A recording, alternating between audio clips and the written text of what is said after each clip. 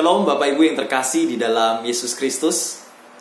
Pada kesempatan kali ini saya mau mengajak kita untuk belajar firman Tuhan dengan tema beribadah. Beribadah. Kiranya pimpinan dan pertolongan Tuhan menolong setiap kita di dalam pembelajaran firman-Nya. Bapak Ibu yang terkasih di dalam Yesus Kristus, saat ini kita akan belajar dari Injil Yohanes pasal keempat ayat ke-19 sampai 26. Dan saya akan bacakan dua ayat, yaitu ayat 21 dan 23. Demikianlah firman Tuhan. Kata Yesus kepadanya, "Percayalah kepadaku, hai perempuan, saatnya akan tiba bahwa kamu akan menyembah Bapa bukan di gunung ini dan bukan juga di Yerusalem.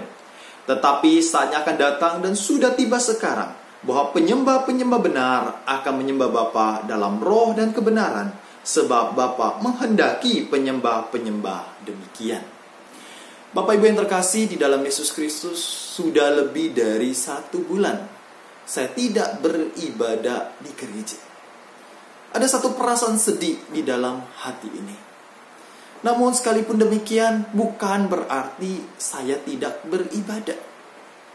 Demikian juga dengan Bapak Ibu, saudara-saudari semua. Sekalipun dengan kondisi saat ini tidak bisa lagi pergi ke gereja untuk beribadah, bukan berarti bahwa Bapak Ibu sekalian tidak bisa beribadah. Gereja saat ini boleh tutup karena corona, namun peribadatan tidaklah pernah tutup. Gereja tutup, ibadah senantiasa terbuka. Bapak Ibu sekalian, kita sebagai umat Tuhan, kita dapat dan harus terus beribadah kepada Tuhan, di mana saja dan di dalam kondisi apapun. Inilah satu kebenaran daripada pengajaran firman Tuhan yang akan kita pelajari di dalam Injil Yohanes pasal keempat. Bapak Ibu sekalian, ketika kita memperhatikan Alkitab kita, di pasal keempat kita bisa melihat sebuah percakapan di antara Tuhan Yesus dengan wanita Samaria. Dan pada ayat ke-19, di sana terjadi sebuah perpindahan topik pembicaraan. Dari yang awalnya berbicara tentang pribadi wanita Samaria, kepada sebuah topik mengenai tempat peribadatan. Tempat peribadatan. Orang Samaria, mereka beribadah menyembah Tuhan di Gunung Gerizim. Orang Yahudi beribadah di Yerusalem. Dan Tuhan Yesus menjawabnya dengan berkata, bukan lagi keduanya.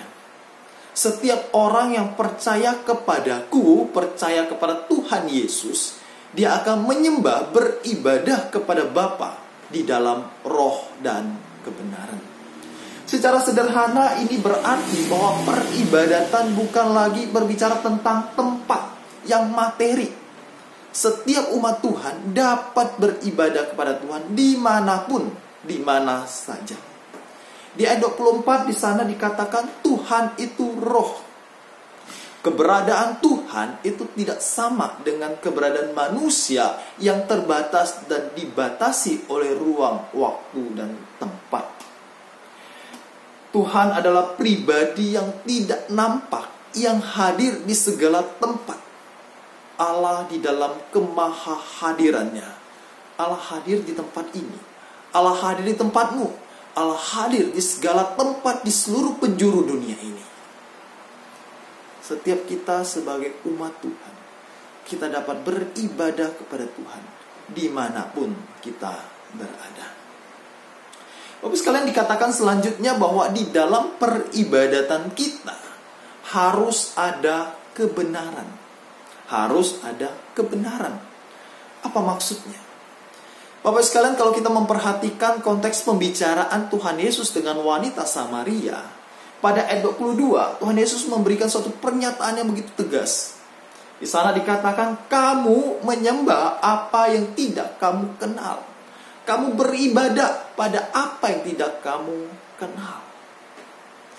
Bapak Ibu sekalian, saat ini peribadatan bukan hanya pada soal kita bisa beribadah di mana saja, betul. Karena demikianlah yang diajarkan firman Tuhan.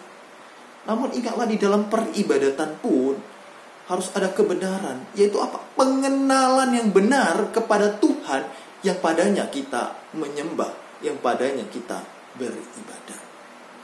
Di dalam peribadatan kita secara pribadi, kita harus kenal dengan pribadi Yesus yang kita sembah. Peribadatan bukanlah pada soal ikut-ikutan. Peribadatan bukan sebuah sesuatu yang asal-asalan. Kita beribadah karena kita mengenal pribadi yang kita sembah. Bapak Ibu yang terkasih di dalam Yesus Kristus, saat ini di tengah kondisi di mana kita belum dapat lagi berhimpun bersama beribadah di gereja. Mari setiap kita boleh memelihara, menjalin peribadatan secara pribadi. Di rumah kita masing-masing dengan terus tetap beribadah kepada Tuhan. Dan ingatlah apa yang firman Tuhan ajarkan pada saat ini. Bahwa peribadatan bukan lagi pada soal tempat.